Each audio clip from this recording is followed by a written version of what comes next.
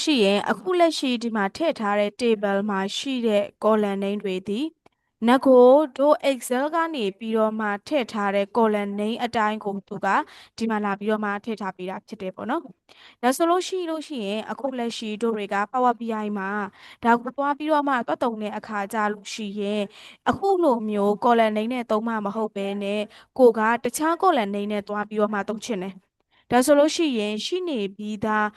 column name ကိုသွားပြီးတော့မှသွားချိန်လို့ရတယ်။ဒါဆိုရင် column name တွေကိုမလုပ်မှလဲဆိုလို့ရှိရင် rename လုပ်မှာပေါ့နော်။နာမည်ပြန်ပြောင်းပြီးတော့မှပေးချင်တယ်ပေါ့။ဒါဆိုရင်နာမည်ပြန်ပြောင်းပြီးတော့မှပေးချင်တယ်ဆိုလို့ရှိရင်ဒီမှာ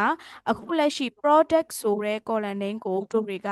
တခြားနာမည်ပေးချင်တယ်ပေါ့နော် product လို့မပေးချင်ဘူး PRO ဆိုပြီးတော့မှအတူလေးပေးချင်တယ်ပေါ့ဒါဆိုလို့ရှိရင်အခုလက်ရှိ rename ပေါ့နော်ဒီနာမည်ပြောင်းချင်တဲ့ column ပေါ်မှာ click နှိပ်မယ်ပြီးသွားပြီဆိုလို့ရှိရင် double click နှိပ်လိုက်လို့ရတယ် double click နှိပ်လိုက်တဲ့အခါကျလို့ရှိရင်အခုလိုမျိုးစာရိုက်တဲ့ပုံစံမျိုးတွေပြပေးလိမ့်မယ်ဒါဆိုရင်တို့တွေကဖြတ်ပြီးတော့မှကိုလူချင်းနဲ့စာသားရေးလိုက်မယ်ပြီးသွားရင် enter ခောက်လိုက်မယ်ဒါဆိုလို့ရှိရင်တော့ကိုကပြောင်းစေချင်တဲ့ column name ကို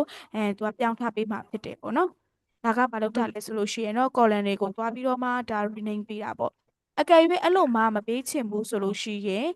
right click နှိပ်လိုက်လို့ရတယ်ပေါ့နော်ဒါဆိုလို့ရှိရင် right click နှိပ်ပြီးသွားပြီဆိုလို့ရှိရင်ဒီမှာ rename ဆိုတာလေးရှိတယ်ဒါဆိုအဲ့ rename လေးကို click နှိပ်လိုက်ဒါဆိုလို့ရှိရင်လည်းကိုပြင်ချင်တဲ့စာသားကိုပြန်ပြင်လို့ရတယ်ပေါ့နော်သူကနှစ်မျိုးသုံးလို့ရတယ်ပေါ့ double click နှိပ်ပြီးတော့သုံးလဲရတယ်ဒါမှမဟုတ်ခဲ့ဘူးဆိုလို့ရှိရင်လည်း right click rename နဲ့သွားပြီးတော့မှသုံးလို့ရတယ်နှစ်မျိုးသုံးလို့ရတယ်ပေါ့နော်